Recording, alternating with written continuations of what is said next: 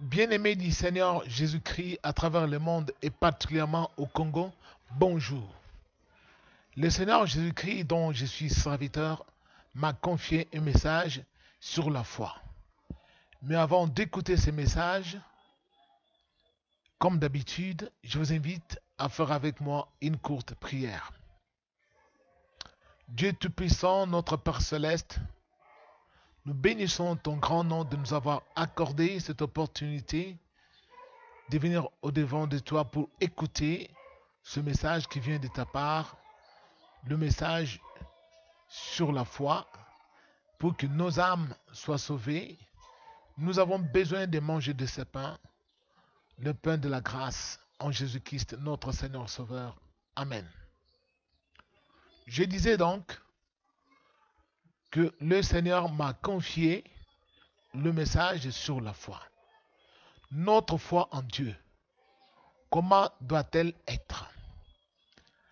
Avant d'expliquer ce message, je vous invite à ouvrir vos Bibles et à lire avec moi dans l'Épître aux Hébreux au chapitre 11, du verset 1 jusqu'au verset 2. Là, il est écrit ceci. La foi est une ferme assurance des choses que l'on espère et une démonstration de celles que l'on ne voit pas. Pour l'avoir possédé, les anciens ont obtenu un témoignage favorable de la part de Dieu. La foi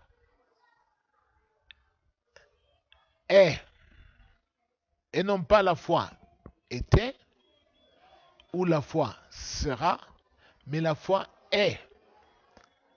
La foi est toujours au présent. Notre foi doit toujours être au présent. C'est pourquoi il est écrit dans la Bible qu'aujourd'hui et aujourd'hui, si vous entendez sa voix, n'endurcissez pas vos cœurs.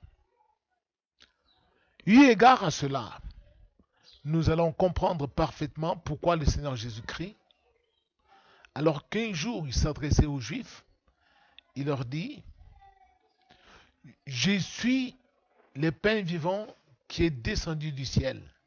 Celui qui mange ce pain ne mourra jamais. » Alors là, c'était la goutte d'eau qui fait déborder le vase.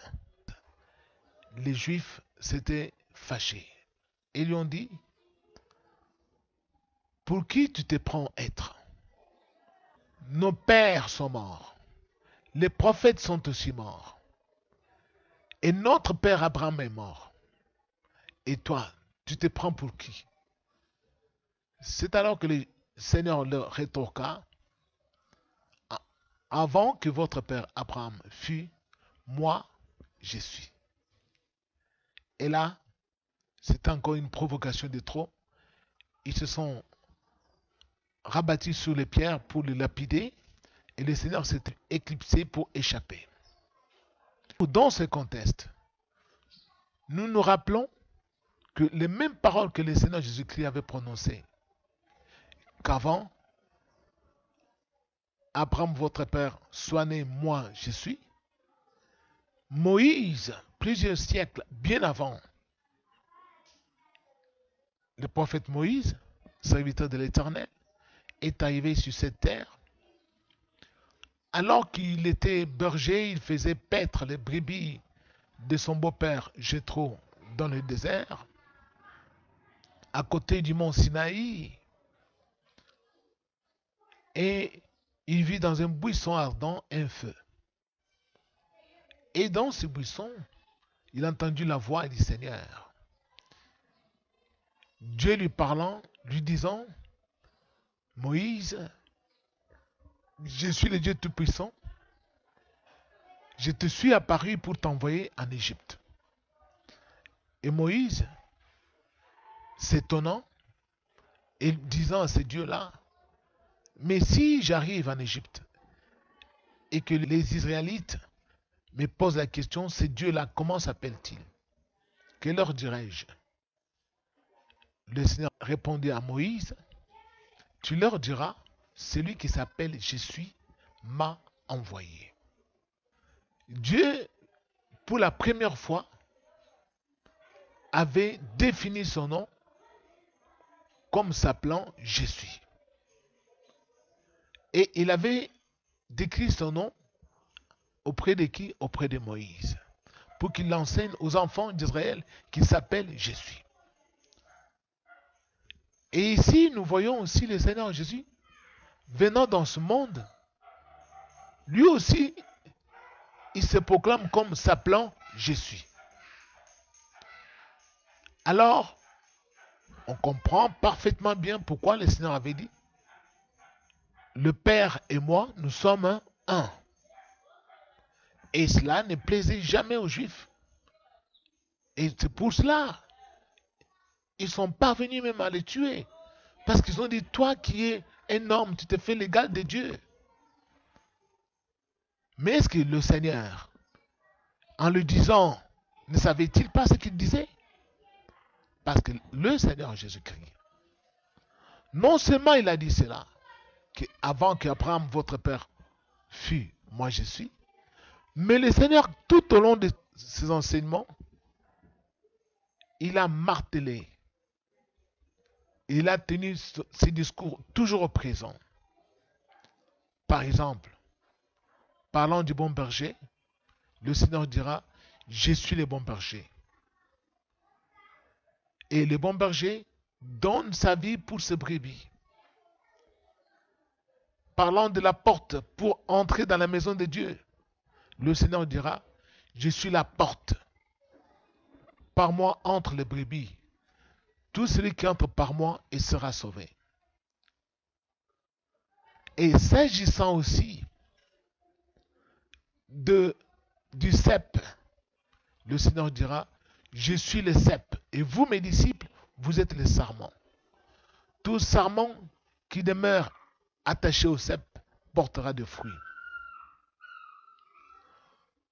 Récapitulons. Je suis le pain vivant descendu du ciel. Je suis la porte de brebis. Je suis le bon berger. Et je suis le cep. Et en plus, il continua en disant, je suis la lumière du monde. Quiconque croit en moi ne marchera jamais dans les ténèbres, mais il aura la lumière de sa vie. Et le Seigneur, alors qu'il se rendait pour aller ressusciter Lazare qui était mort, souvenez-vous de la résurrection de Lazare, quand le Seigneur a rencontré Marthe, la grande sœur de Lazare. Marthe dit au Seigneur, Seigneur, si tu étais ici, mon frère ne serait pas mort. Mais le Seigneur lui dit, Marthe, celui qui croit en moi, il ne verra jamais la mort. Quand bien même il serait mort, mais il ressuscitera. Et Marthe lui dit, oui, je sais, il ressuscitera au dernier jour, mon frère. Jésus lui dit, non, Marthe, je suis la résurrection et la vie. Jésus est la résurrection et la vie. Il ne dit pas à Marthe, j'étais la résurrection ou je serai la résurrection, mais il lui dit, je suis la résurrection et la vie. Notre foi doit être au présent, alors que la foi de Marthe était au passé et était dans le futur. Or, Dieu, c'est aujourd'hui et aujourd'hui. Eu égard à tout ce qui vient de précéder,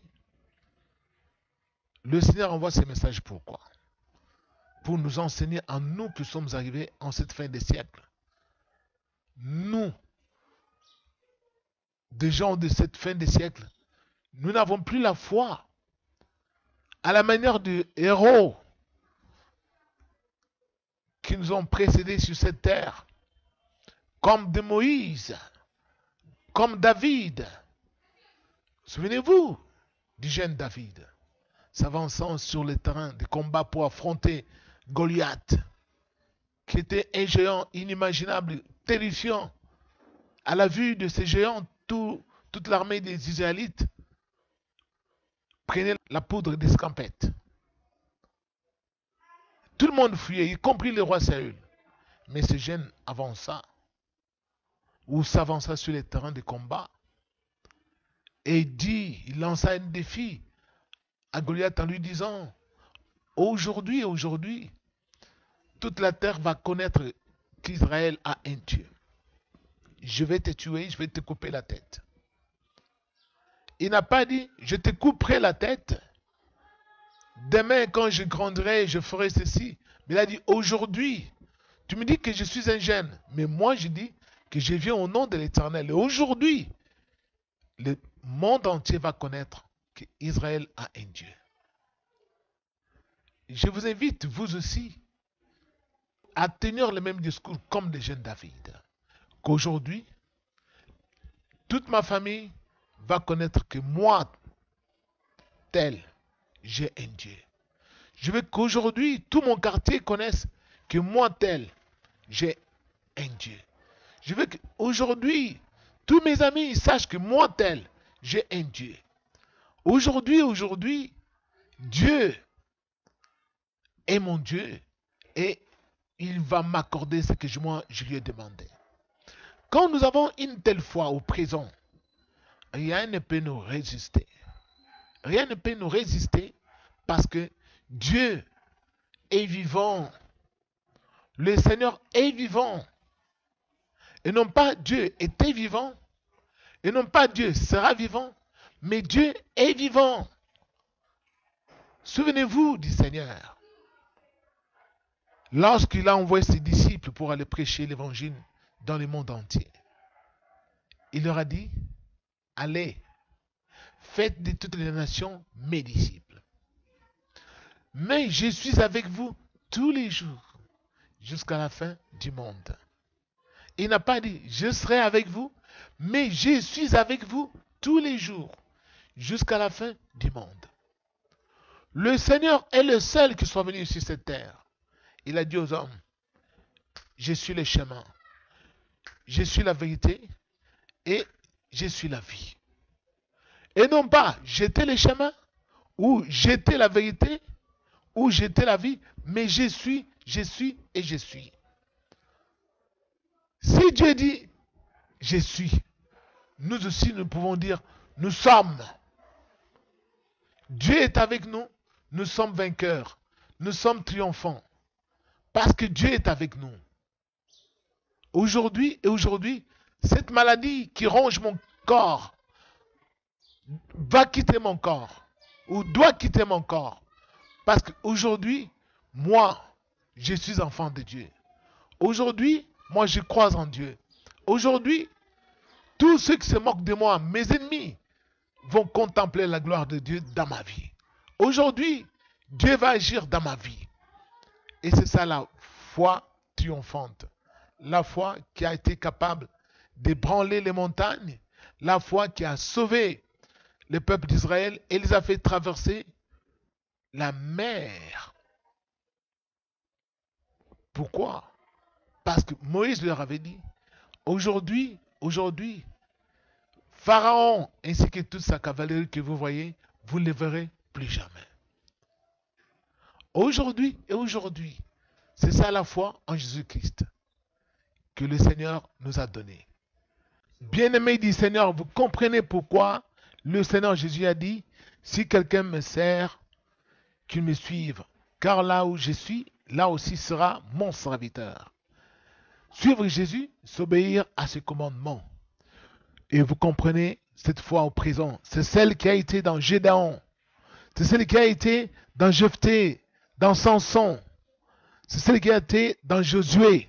Et grâce à cette foi d'aujourd'hui, ils ont vaincu des armées entières, ont libéré leur peuple, parce que Dieu est toujours présent. Quand on prend la décision de marcher avec lui, lui va se manifester, parce qu'il est le Dieu vivant, il est le Dieu tout-puissant. Merci beaucoup, que le Seigneur vous bénisse, bon dimanche, et soyez bénis aujourd'hui et aujourd'hui. Amen.